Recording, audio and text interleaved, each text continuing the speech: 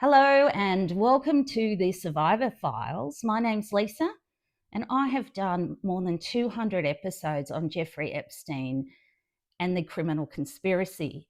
Today, of course, I'm here to talk about Virginia Giuffre's book, Nobody's Girl. But I just want to start with something that's come up in the last 24 hours regarding Prince Andrew, who's now known as Andrew Mountbatten Windsor.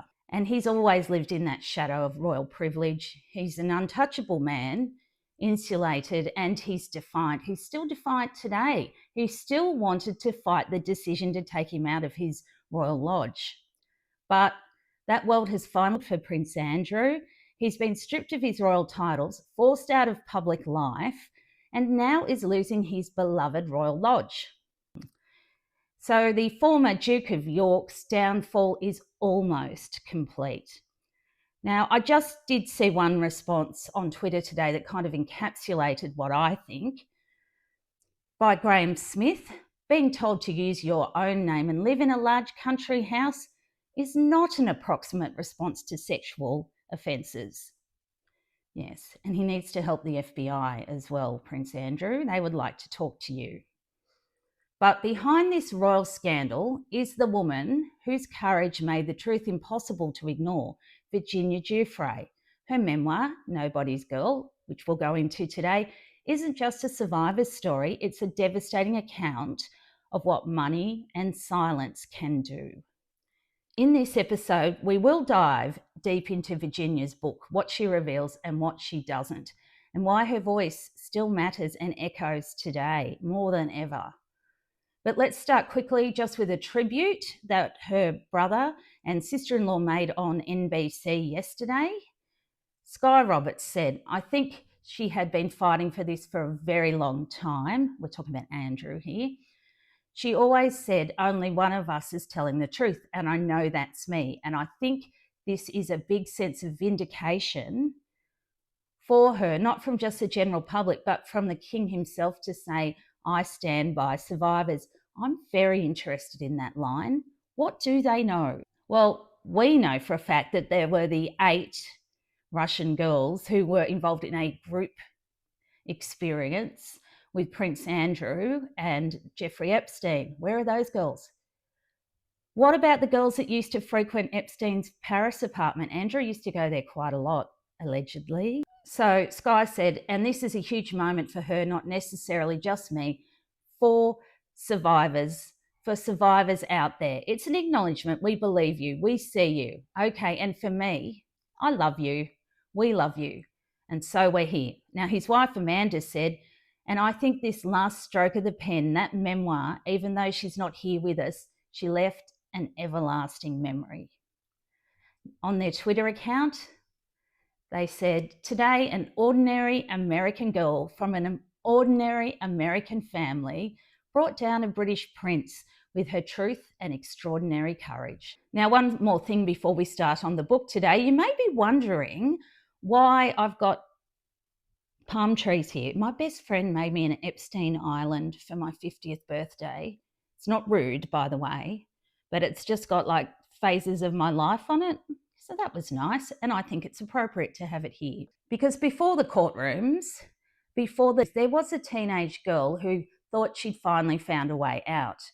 Her name was Virginia Roberts, later known to the world as Virginia Giuffre. Welcome today to the Survivor Files, where it's not about the headlines, but the women behind them. I do need to remind you, however, that this report contains material that can be confronting and disturbing. In today's episode, I'm taking you back to Virginia's lost years, the time she couldn't escape. We'll look at how Epstein and Maxwell found her, how they controlled her, and how she eventually began to fight back. This isn't gossip, this isn't a myth, it's the truth from someone who knew her, and it's a story the world needs to face again. Because it's not just Prince Andrew. Because instead of finding safety and fulfilling work at Donald's Mar-a-Lago, Virginia walked straight into the depraved world of sex traffickers Jeffrey Epstein and Ghislaine Maxwell. It affected her every single day for the rest of her very short life. According to her memoir, Virginia lived with a lifetime sense of always feeling dirty. According to Nobody's Girl, Virginia lived with a lifetime sense of always feeling dirty. Quote, "My perpetual need to fill our home with new, fresh things is driven by a feeling I can't shake. Even after all this time, I remember how dirty I once felt. I will do anything to make my world feel clean." And then she goes on to say, so many young women, myself included, have been criticised for returning to Epstein's lair even after we knew what he wanted from us. How can you complain about being abused, some of us, when you could do so easily have stayed away? How can you complain about being abused if you didn't like feeling dirty? You could simply have never gone back. But that stance wrongly discounts what many of us have been through before we encountered Epstein. So those girls, they were primed. And how well he was at spotting girls with wounds that made them vulnerable to him.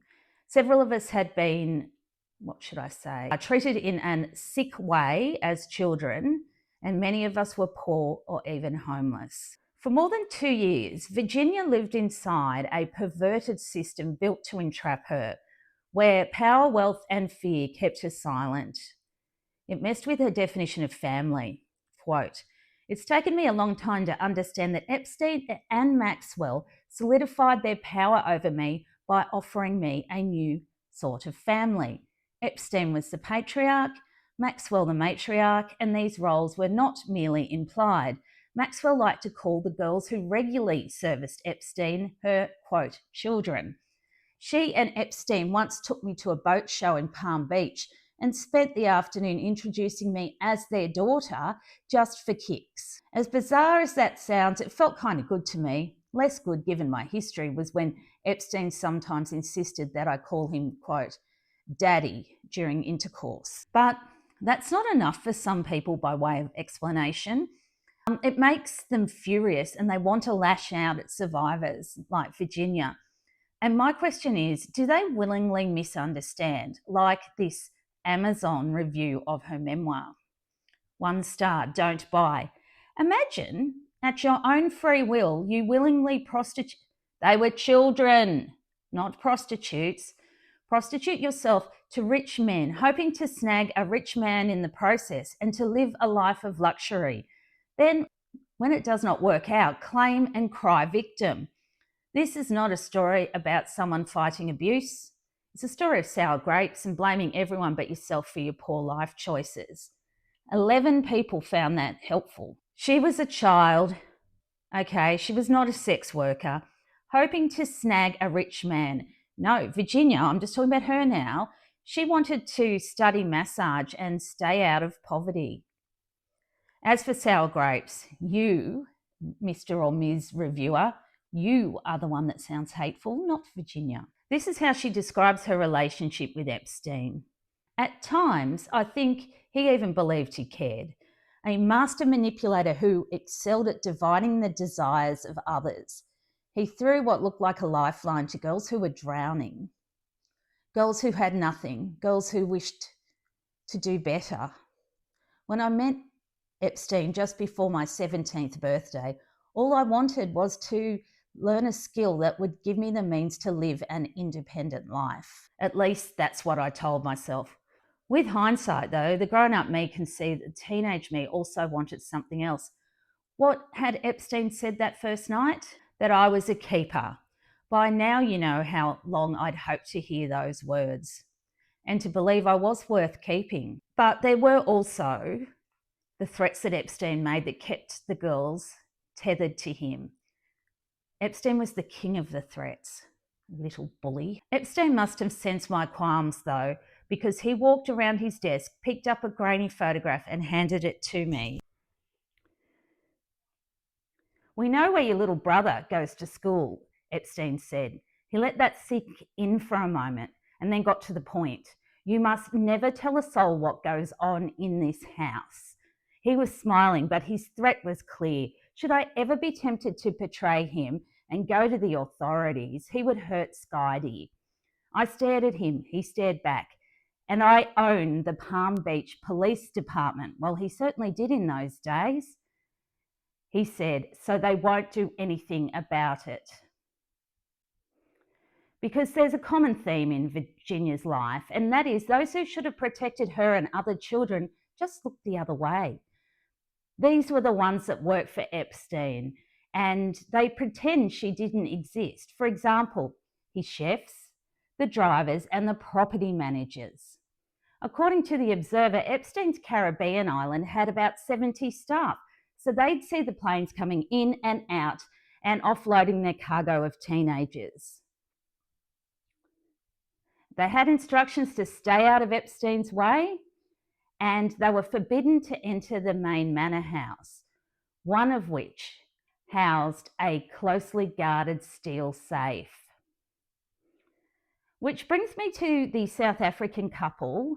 See, I have a list of people who I think failed these girls. I've filed it away in my head for a very long time.